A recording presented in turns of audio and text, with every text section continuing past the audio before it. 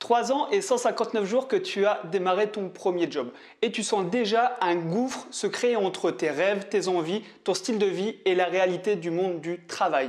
Si tu veux comprendre pourquoi tu es malheureux au travail, je te propose de regarder seulement les 5 premières minutes dans lesquelles tu découvriras le secret de Steve Jobs pour réussir professionnellement.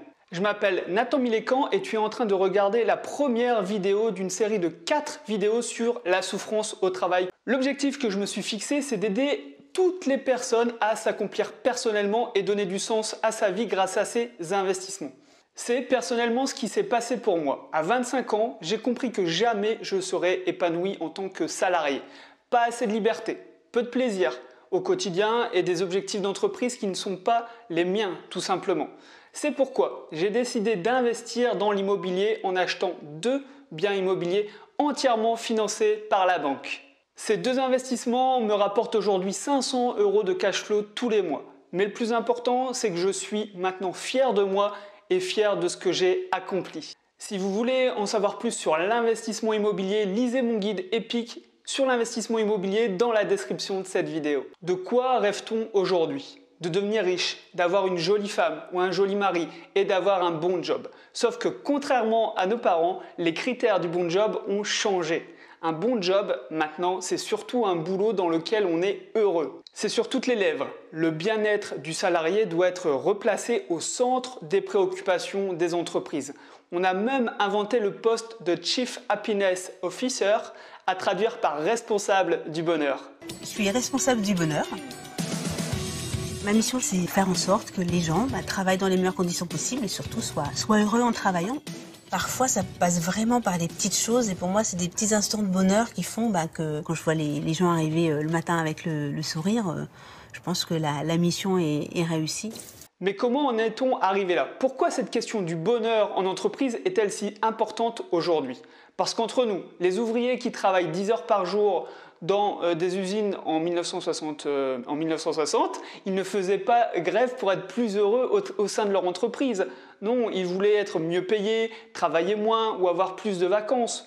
Le vrai problème, c'est qu'aujourd'hui, les salariés sont beaucoup plus malheureux au travail qu'avant. On parle de bonheur au travail parce qu'il y a de la souffrance au travail, tout simplement. Et on le vit tous au quotidien. La souffrance au travail est malheureusement dans toutes les entreprises. C'est ce qui explique pourquoi tes collègues sont en burn-out, en arrêt maladie qui dure des mois. Et ça explique aussi pourquoi il y a autant de reconversions professionnelles et dans le pire des cas, des suicides, malheureusement, comme on a pu le voir chez France Télécom. En tout cas, être malheureux au travail impacte toujours notre vie personnelle. Et ça devient donc un problème de société et pas seulement un problème lié au monde professionnel. Imagine-toi, tu es dans un monde virtuel et tu n'as aucune contrainte. Les diplômes ne comptent pas. Tu es libre de faire ce que tu veux. Aujourd'hui, au moment où tu regardes cette vidéo, qu'est-ce que tu ferais comme job pour être heureux ? Je te pose la question. N'hésite pas à dire en commentaire la réponse à laquelle tu penses. Je suis certain que ça serait un travail dans un domaine qui te passionne. Que ça soit travailler dans la musique, dans le sport ou dans le social, travailler avec tes mains ou plutôt réfléchir derrière un ordinateur. On a tous un job de nos rêves, un job en rapport avec notre passion. Et Steve Jobs est d'accord avec moi. Regarde cet extrait. You have to have a lot of passion for what you're doing. And it's totally true. And the reason is because it's so hard that if you don't, any rational person would give up. It's really hard. And you have to do it over a sustained period of time. So if you don't love it, if you're not having fun doing it and you don't really love it, you're going to give up. Il le répète, le bonheur, c'est prendre du plaisir. Et si vous faites quelque chose que vous n'aimez pas, vous allez forcément abandonner ou péter un plomb à un moment donné. Voilà, je vous l'avais dit dans l'intro, c'est pas compliqué d'être heureux au travail. Vous avez maintenant la clé pour réussir votre vie professionnelle et personnelle. Ciao! Cette vidéo aurait pu s'arrêter là. Moi aussi, j'aurais aimé que ça soit aussi facile en fait. Mais je suis tombé dans le panneau comme vous. Parce qu'en fait, il y a plein de contre-exemples. Alors bien sûr, moi aussi j'ai envie de croire Steve Jobs. Pratiquez votre passion et vous serez heureux. Mais on oublie quand même qu'entre 1980 et 2000, Steve Jobs était considéré comme un raté, un vrai has-been de la Silicon Valley, parce qu'il avait été viré de sa propre boîte et qu'il n'avait jamais réussi à remonter une boîte rentable en 20 ans. C'est seulement dans les années 2000, quand il est revenu chez Apple, qu'il a connu le succès qu'on lui connaît aujourd'hui. Mais ce qui m'a vraiment fait prendre conscience que ce n'était pas aussi simple, c'est cette statistique. Un médecin hospitalier sur 2 est en burn-out. Non mais c'est énorme, hein. Le taux de dépression est juste incroyable. Le pire, c'est que c'est un chiffre de 2019, c'est-à-dire avant la Covid. Pourtant, s'il y a bien un métier où il faut être motivé et passionné, je pense que c'est la médecine, hein. Je te rappelle simplement leur parcours. Tu fais 9 ans d'études, c'est-à-dire que quand tes potes ont 25 ans et sortaient en boîte, toi tu bossais encore pour des examens. Tu travailles 10 heures par jour comme interne pour être payé moins que le SMIC, autant dire que tu es véritablement exploité, autant qu'un enfant à l'autre bout du monde, sans parler de la sélection, où tu as 90% des gens qui abandonnent lors des 2 premières années. Bref, il faut vraiment le vouloir pour faire ce métier. Si tu n'es pas passionné, tu te casses au bout de 2 mois d'amphi. C'est ce que font 80% des gens de toute façon. Naïvement et comme tout le monde, je pensais que les docteurs étaient mal payés et qu'ils faisaient des heures pas possibles. C'était la raison pour laquelle ils faisaient des burn-out. C'est vrai, on se plaint tous de ne pas être assez payés et de trop travailler. Mais là aussi, je me suis trompé. En lisant les groupes Facebook, les sites web des syndicats des infirmiers par exemple, voici ce que j'ai pu lire.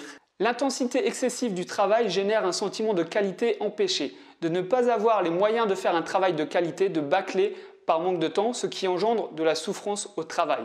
Souffrance éthique avec une opposition entre le travail prescrit et les valeurs professionnelles, sociales ou personnelles de l'infirmière. Cela incite également 30% des nouveaux professionnels à abandonner la profession infirmière dans les 5 ans qui suivent le diplôme, ne se voyant pas tenir 42 ans dans de telles conditions. Ils préfèrent effectuer une reconversion professionnelle. Je croyais qu'un docteur heureux, c'était un docteur qui guérissait ses patients. Mais je me suis bien trompé. En réalité, c'est bien plus complexe. Le docteur ne veut pas se résumer à faire 10 consultations par heure.